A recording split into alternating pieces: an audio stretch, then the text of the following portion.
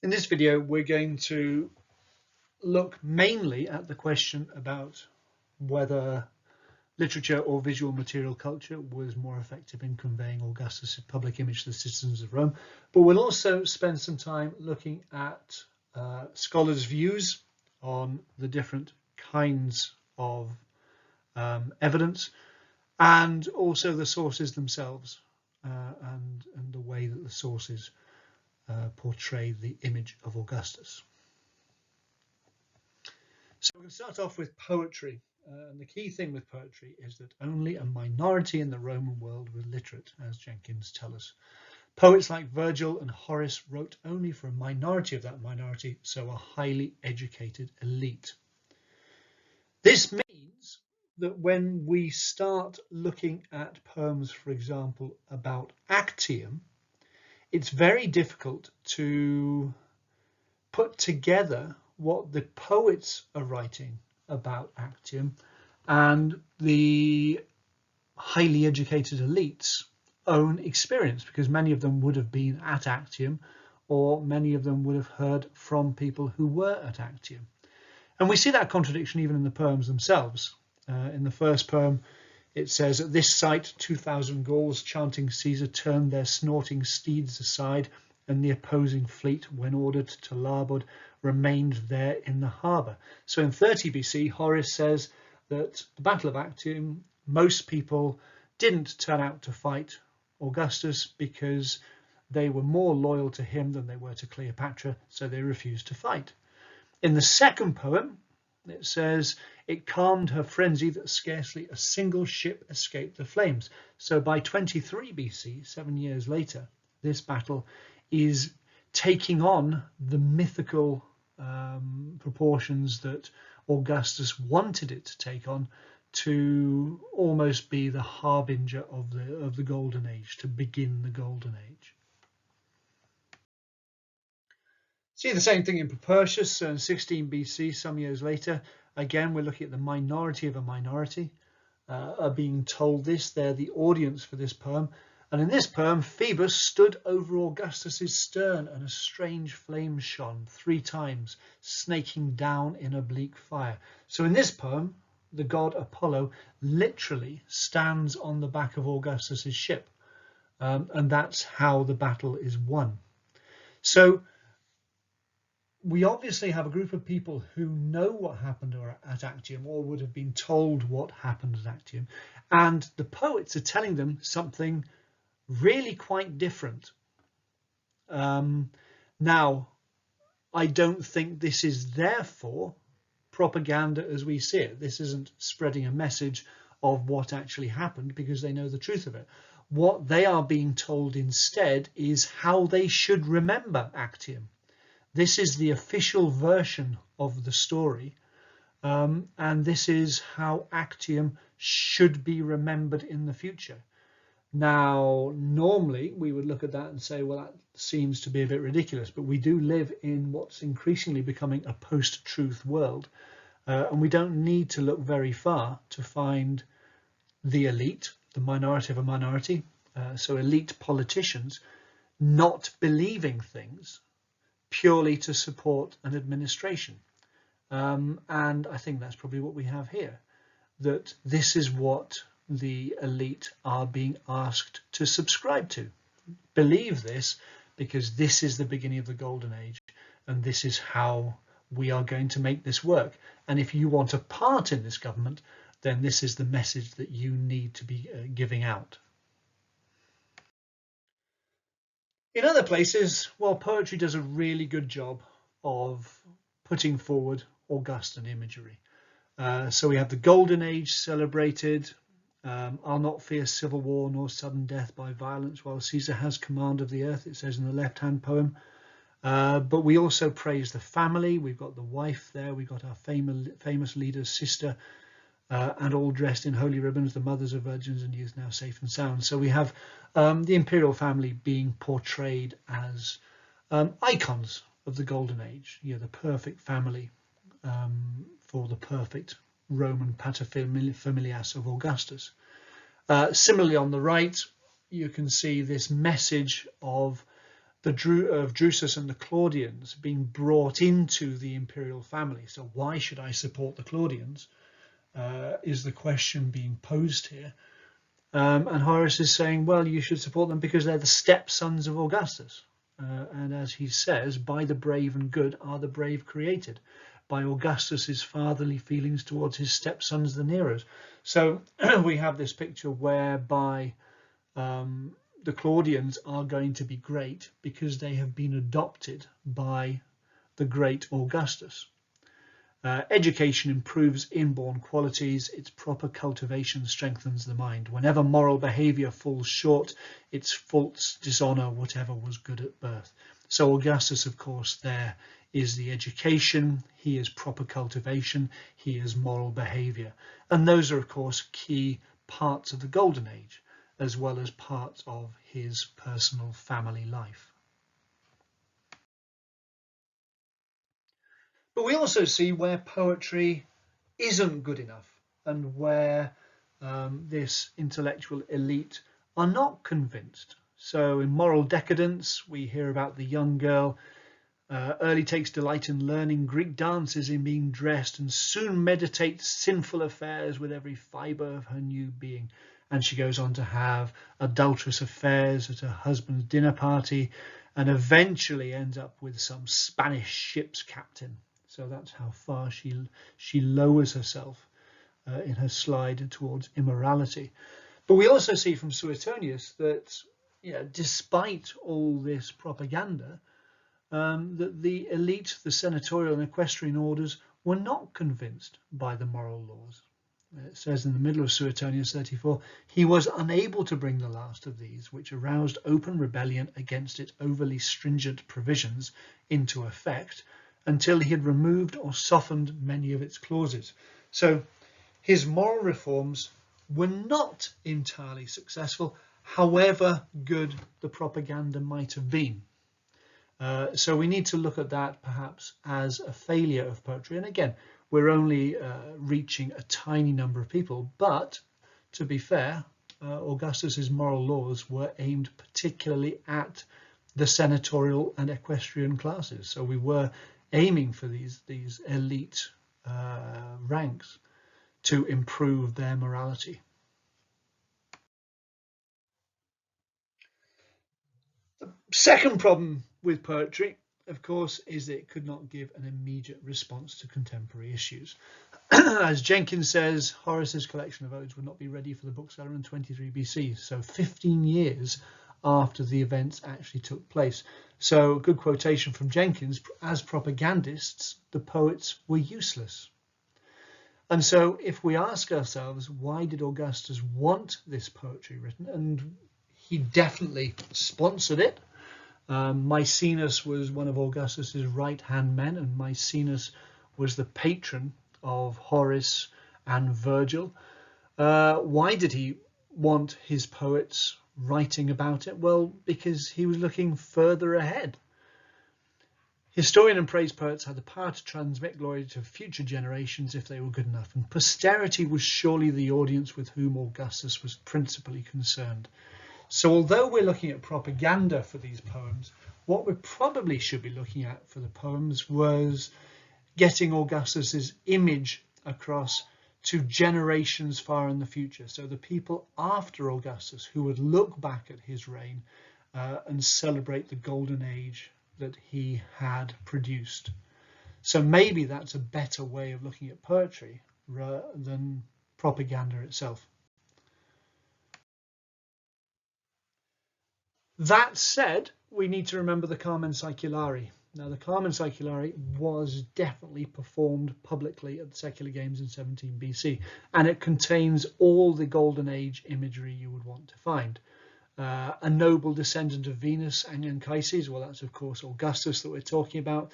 The Parthians fear our forces. Well, the Parthian campaign was seen as the campaign that had to be conducted before the Golden Age could start. We had to wipe clear that stain of defeat before we could start the Golden Age, And now that last stanza on the page, now faith and peace, honour and ancient modesty dare to return once more with neglected virtue, and blessed plenty dares to appear again now with her flowing horn. So looking backwards to the virtues of the past, we're going to create this brave new world of plenty for the future. And that's very much what the Augustan Golden Age is all about. However, again, you need to look at the way the Carmen Saeculari is performed. This is performed at a huge games in front of a number of people at the Theatre of Marcellus, which you can see there in the picture. How many of the people there are going to hear it? How many are going to listen to it?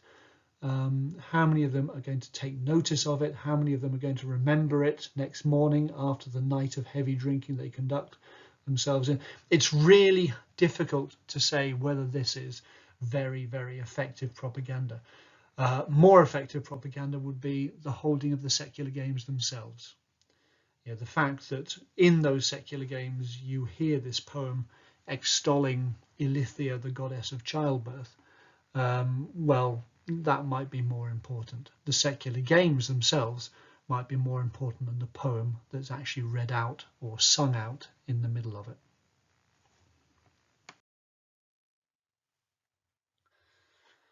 Nonetheless, even Augustus' lifetime, poets told an elite minority in Rome exactly how Augustus wanted his reign to be celebrated.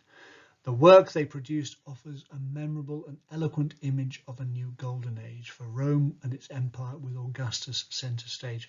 We still need to remember, however, that this poetry was meant to exist during his reign. So for a small number of people, it gives, as Beard says, an eloquent image of this Rome that Augustus has founded. And you see, of course, from Aeneid Book 6, this is in the underworld, where Anchises is showing the vision of Augustus to Aeneas. This is the man, this is him whom you so often hear promised you, Augustus Caesar, son of the deified, who will make a golden age again in the fields where Saturn once reigned. Now this must be produced to be performed, to be read out in the lifetime of Augustus. It's very, very hard to conceive of this being purely for after the reign of Augustus. So although we look at these and say, well, yeah, for Augustus himself, he's making sure that he is remembered for posterity. At the same time, this poetry for a small number of people is giving them some fairly detailed messaging about the Golden Age itself and about the glory of Rome in which they are living.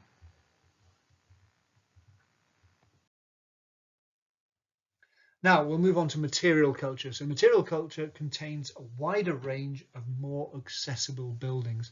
And of course we have here the Augustan Forum, the plan on the left. And the Augustan Forum contains a number of different messages that can be, that different people will take in different ways. One would imagine if you're not massively educated, you're going to enjoy the sheer size of the Augustan Forum. You're going to enjoy the many marbles that the pavement is made of.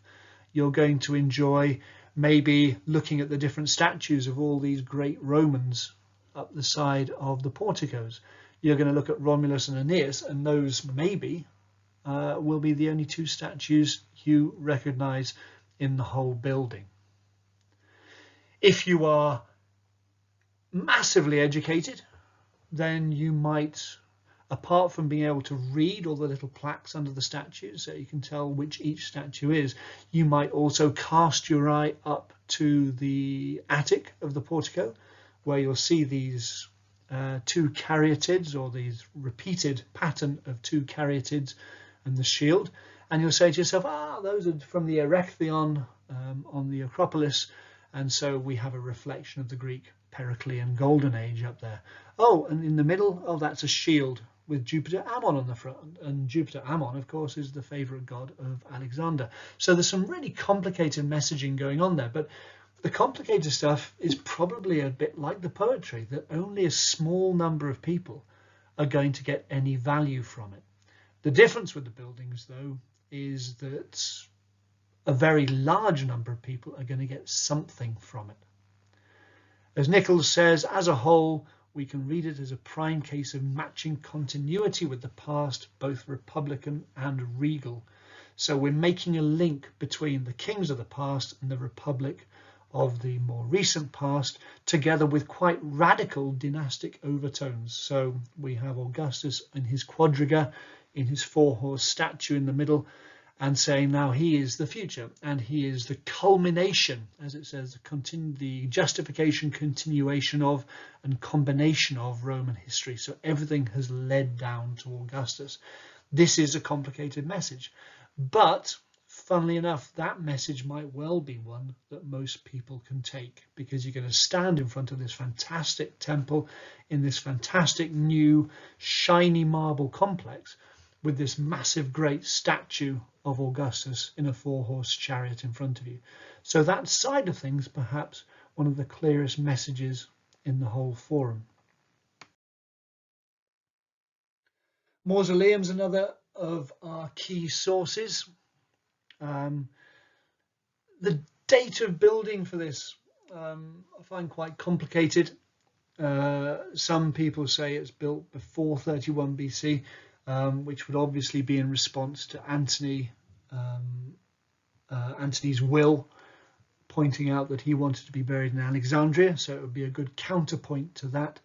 But certainly it was built after 31 BC, so it was actually built after 31 BC with the funds from Actium, and it was finished by 23 BC because Marcellus was buried in it. Jenkins calls this his colossal overbearing mausoleum. And again, that's the message we get from it, and you don't need to be particularly educated to get that message. It is a massive building. There's no huge complexity to it. It is a huge statement of power. Lots of other people in Rome have big tombs down the sides of Rome's, but no other person in Rome has had a big tomb that is the size of a small hill. Would some people have been concerned about the regalness of this? It does look a little bit kingy. Well, quite possibly it does. But maybe at this point, this was something Augustus was less concerned about, and it was more about stamping his authority on the city, having won this victory, and cementing his reign.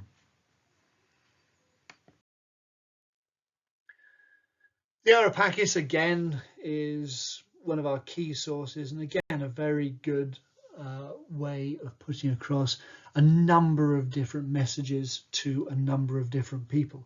The imagery speaks instead of benefits of peace, plenty, abundance, natural and human, vegetable exuberance and foliage and fecundity everywhere, and beauty. And that's absolutely clear. So anybody seeing this building, that strikes you straight away. The foliage down the sides, very clearly an indication of plenty and of the benefits of peace that we are going to celebrate every year.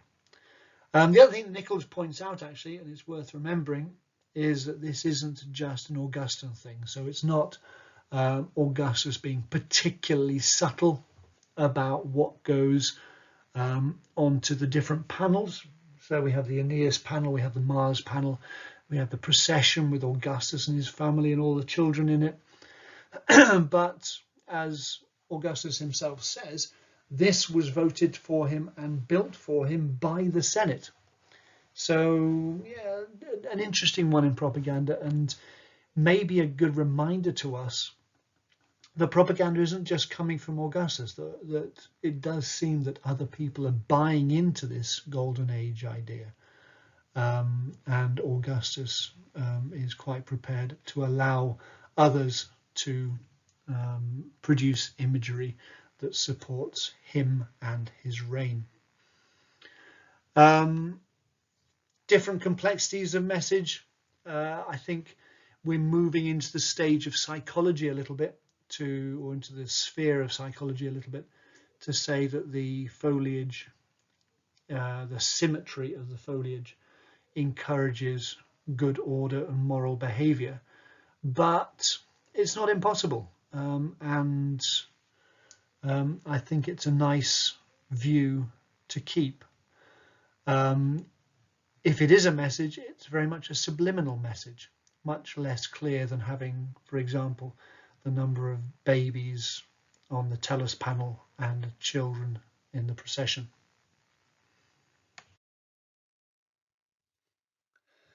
The prima porta statue of Augustus, again, let's look at the different messages there. You have the very clear indication of the Parthians surrendering to the Roman, possibly Tiberius in the middle. From a different point of view, from a more basic point of view, we might just admire Augustus as a military leader, and we might be taken in by the idea that the Parthian campaign was this massive military victory. As we know, it was more diplomatic than military. We might even, if we're a bit more educated, recognize the Doryphorus. So this is the original statue that you can see there, the spear bearer, from which the Augustan model is taken. So yeah, it is a very good way of getting messages across. Now, the big difference with the prima porta statue, as with all Augustan statuary, of course, is that you don't have to visit Rome to see it.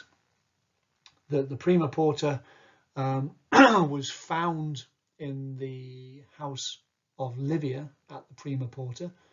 This is what Zanca says here. That it found favour with the imperial family is evident from the find spot, and the fact that the copy can be shown on the basis of certain details to have been made not long after the original. So the imperial family liked this so much, they had a copy of it made pretty much straight away, and it was kept in Livia's house. So that shows that the imperial family approved of it.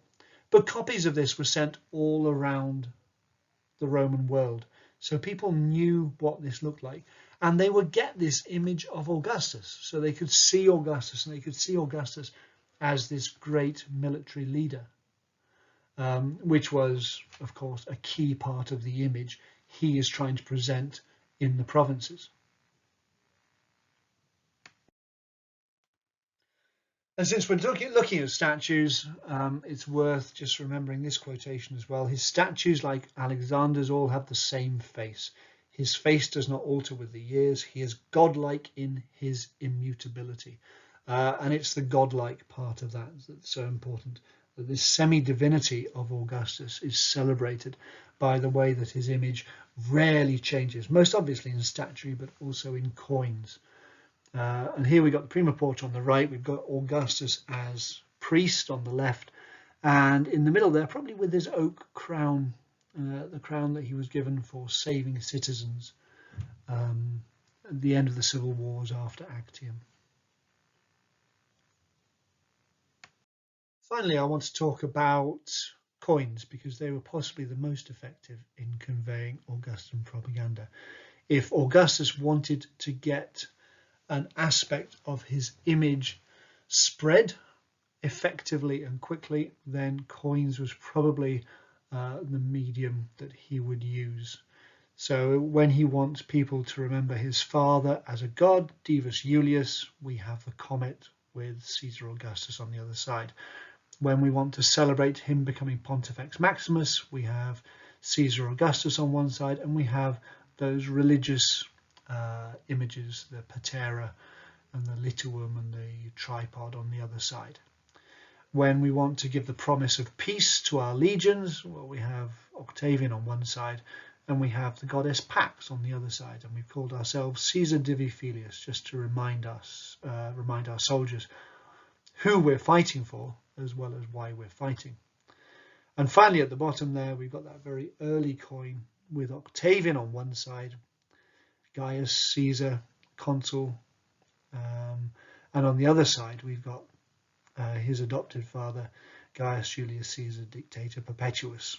So making that very strong link between himself and Caesar, yet at the same time pointing out some fairly key differences. So a lot of people will get these messages quite quickly. We go back to that idea of literacy. I think very quickly in the Augustan age, you're going to recognize the words Caesar and Augustus on a coin, even if you can't read, just as a repeated symbol. I think it's going to be very clear. And of course, this is where that non-changing image of Augustus is going to be helpful as well. Once you see Augustus, you're always going to recognize him because he never changes. And so that's going to help you when you start decoding these coins that you are going to handle presumably quite often. So not only could coins portray complex messages, clearly they're produced at the right time, so you could produce a coin very quickly, and they kept images in circulation after the event. Now these are gold and silver coins especially, so again we do need to be a little bit wary of who's actually handling these things. But if we think about the Pax coin on the last page, that was probably produced to pay legions. So a number of people would have had access to these coins, I think, just maybe not many of them. Mainly we're talking about wealthy people handling the gold and silver coins. So there are limitations to the propaganda of these particular coins. But remember, we're only looking at the gold and silver ones. There are a whole bunch of other bronze coins of much lower denominations, which the Senate were producing, which also actually contain a good deal of Augustan propaganda. So more complex messages here. Well, we've got the adoption of Gaius and Lucius up there in the top one. We've got much more writing, getting that idea across. The image is more complicated. We've got the two shields, maybe reminding ourselves of the shield of virtue hanging up in the Senate that was awarded to Augustus before the first settlement.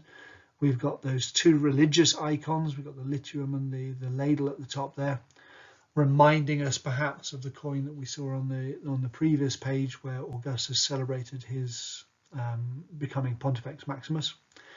The lower coin there celebrating the first settlement, where he literally gives back the laws and rights to the Republic. There he is sitting on his curial chair. Very clear messages to those that understand them. And I think maybe with coins like these, the fact that they are gold and silver means they're probably a little bit more complex because we have a more complex readership, if you like, who are able to interpret those points of view. I think if we looked at the lower denominations, then we might get perhaps more simpler messaging. So, to conclude after this brief run through, poetry can give a clear message, but it takes a long time to produce poetry and in most cases reached only a very small audience. There is a discussion as to how much Augustus wanted it to be performed and live, so to speak, in his own lifetime, and how much he wanted it to be a reminder of his golden age for future generations. Buildings, much better at giving a very simple message to a very large number of people. Let's not forget there were more complex messages there as well, but they were more limited. You'd have to be quite educated to spot where caryatids actually came from. And the key limitation to buildings, of course, is that the most striking buildings, the Forum and the Areopagus, for example, had to be visited in Rome. So that would limit the access to the propaganda. Statuary, however, was copied and sent around the empire. This made it much more effective as propaganda. And whatever else happens, the image of Augustus will be recognized even if the fine points of the message were lost. So that continuity of facial expression and that ageless depiction of Augustus would actually become quite useful when we're spreading that image around. So not only to give this idea of semi-divinity, of the ageless ruler, but also this sense or this idea that he can be instantly recognized whatever or however he is depicted. Maybe we should look at, for example, pictures of Stalin. Stalin always looks the same with his sort of very obvious moustache and hairy eyebrows. And you can always tell it's Stalin. Whatever he's wearing, whatever costume he has chosen to be shown in. And finally, coins are also very good at spreading Augustus's image, that ageless image, but also with a wide range of both clear and complex messages supporting Augustus's reign.